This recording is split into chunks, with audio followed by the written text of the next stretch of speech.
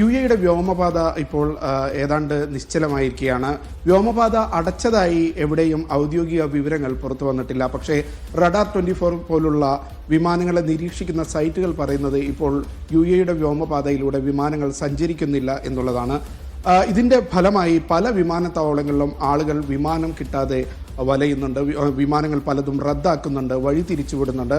അല്പം മുമ്പ് യുഎഇയുടെ ഷാർജയുടെ ദേശീയ വിമാന കമ്പനിയായ എയർ അറേബ്യ ഇത്തരത്തിൽ വിമാനങ്ങൾ പലതും വൈകാനും റദ്ദാക്കാനും സാധ്യതയുണ്ട് എന്ന് അറിയിച്ചിട്ടുണ്ട്. അതുകൊണ്ട് തന്നെ യാത്രക്കാർ നേരത്തെ വിമാനത്താവളത്തിലേക്ക് പുറപ്പെടുന്നതിന് മുമ്പ് വിമാന സമയം കൃത്യമായി നിരീക്ഷിക്കണമെന്ന് ഒരു അറിയിപ്പ് എയർ അറേബ്യ അടക്കമുള്ള യുഎഇയുടെ ഔദ്യോഗിക വിമാന കമ്പനികൾ പുറത്തുവിട്ടിട്ടുണ്ട്.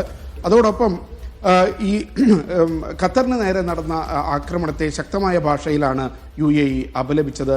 ഒരു സ്വതന്ത്ര രാജ്യത്തിന് എതിരായിട്ടുള്ള നീക്കമായിട്ടാണ് യുഎഇ അതിനെ കാണുന്നത്. ഇത് അന്താരാഷ്ട്ര നിയമങ്ങൾക്ക് വിരുദ്ധമാണ്.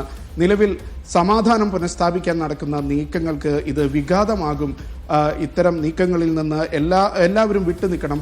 ചർച്ചയുടെ പാതയിലേക്ക് എല്ലാ വിഭാഗങ്ങളും തിരിച്ചു വരണം എന്നൊരു ഭാഷയിലാണ് യുഎഇ വിദേശകാര്യ മന്ത്രാലയം ഈ ആക്രമണത്തോട് പ്രതികരിച്ചിട്ടുള്ളത്. ദിവ്യ.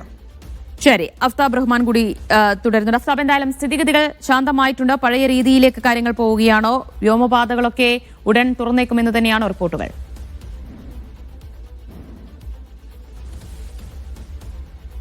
വ്യോമപാതകൾ വരും മണിക്കൂറുകളിൽ തുറക്കുമെന്നുള്ളതാണ് ഇപ്പോൾ അന്താരാഷ്ട്ര മാധ്യമങ്ങൾ വിവിധ ഏജൻസികളെ ഉദ്ധരിച്ചുകൊണ്ട് പറയുന്നത്. എങ്കിൽ പോലും ചില എയർലൈനുകൾ ഇപ്പോൾ അല്പം മുമ്പ് ഒമാൻ എയർ ബഹ്റൈനിലേക്കും കുവൈത്തിലേക്കും യുഎയിലേക്കുമുള്ള സർവീസുകൾ റദ്ദാക്കിയിട്ടുണ്ട്. അതൊരു പക്ഷേ വരും മണിക്കൂറുകളിലുള്ള ഒരു ആക്രമണം പ്രതീക്ഷിക്കുന്നുണ്ടോ എന്നുള്ള ആശങ്കക്കിടയിലാണ് ഈ ഒരു റദ്ദാക്കൽ ഉണ്ടായത്. അതോടൊപ്പം തന്നെ വിവിധ എയർലൈൻ കമ്പനികൾ വരും മണിക്കൂറുകളിൽ എയർ സ്പേസ്, അതായത് വ്യോമപാത തുറക്കുന്ന മുറക്ക് തന്നെ സർവീസുകൾ പുനരാരംഭിക്കുമെന്ന് പറയുന്നുണ്ട്.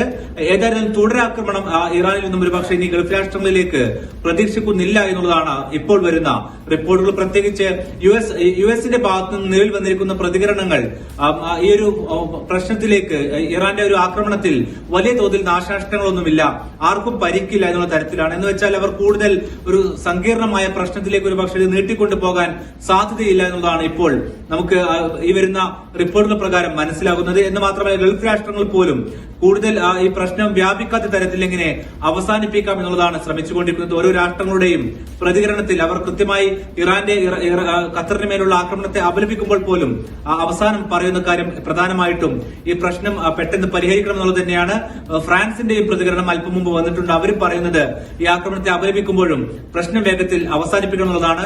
യുഎസിലെ തന്നെ മുൻ സൈനിക ഉദ്യോഗസ്ഥരെ ഉദ്ധരിച്ചുകൊണ്ട് പല റിപ്പോർട്ടുകളും വരുന്നത് ഈ പ്രശ്നം ഇവിടെ അവസാനിക്കുന്നു എന്നുള്ള തരത്തിലാണ്. എന്ന് വെച്ചാൽ ഒരു പക്ഷേ ഇനി ഇറാൻ കൂടുതൽ രാഷ്ട്രങ്ങൾക്ക് മേൽ അല്ലെങ്കിൽ കൂടുതൽ യുഎസിന്റെ സൈനിക താവളങ്ങൾക്ക് മേൽ ആക്രമണം നടത്തിയില്ല എങ്കിൽ ഈ പ്രശ്നം ഇവിടെ ഒരുപക്ഷെ കൂടുതൽ സങ്കീർണമായ ഒരു ഘട്ടത്തിലേക്ക് പോകാതെ ഇത് പരിഹരിക്കപ്പെടുമെന്നതാണ് എല്ലാവരും പ്രതീക്ഷിക്കുന്നത്.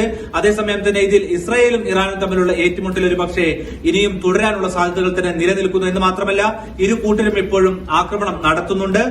ഇറാന്റെ വിവിധ ഭാഗങ്ങളിൽ ഇസ്രായേൽ ഇപ്പോഴും ആക്രമണം നടത്തിക്കൊണ്ടിരിക്കുകയാണ്. അവരുടെ മിസൈൽ സംഭരണ കേന്ദ്രങ്ങൾ പൂർണ്ണമായും ഉടനടി നശിപ്പിച്ചു തീർക്കുമെന്ന് നെതന്യാഹു അല്പം മുമ്പ് പ്രഖ്യാപിച്ചിട്ടുണ്ട്. അതിന് പിന്നാലെ ആക്രമണം അവസാനിപ്പിക്കുമെന്നാണ് പറയുന്നത്.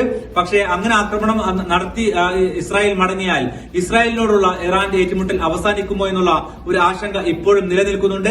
ഏതായിരുന്നാലും വലിയ തോതിൽ ഒരു സങ്കീർണമായ ഘട്ടത്തിലേക്ക് ഇത് പോകുമോ എന്നുള്ളതിന് ഇനി എല്ലാവരും കാത്തിരിക്കുന്നത് ട്രംപിന്റെ പ്രതികരണമാണ്. അത് ഇതുവരെ ഒരു പൂർണ്ണ തോതിൽ വന്നിട്ടില്ല. അവർ സാഹചര്യം വിലയിരുത്തുകയാണ് എന്നത് മാത്രമാണ് അവർ പറയുന്നത്.